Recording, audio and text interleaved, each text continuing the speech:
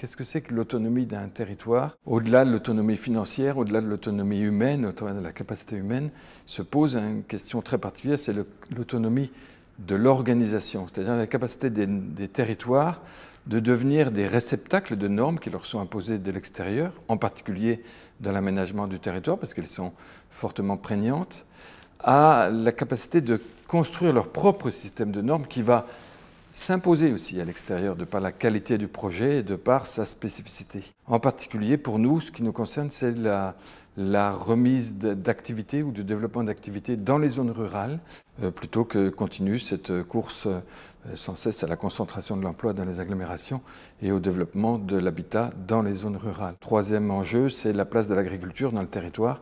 Et là aussi, on a souhaité affirmer la place centrale de l'agriculture pour tenir la ville et le traduire par des fronts urbains qui devraient normalement s'imposer aux communes et donc faire aussi une norme spécifique, mais construite par le territoire. Quand l'agriculture va bien, la ville se tient, et quand l'agriculture va mal, la ville s'étale.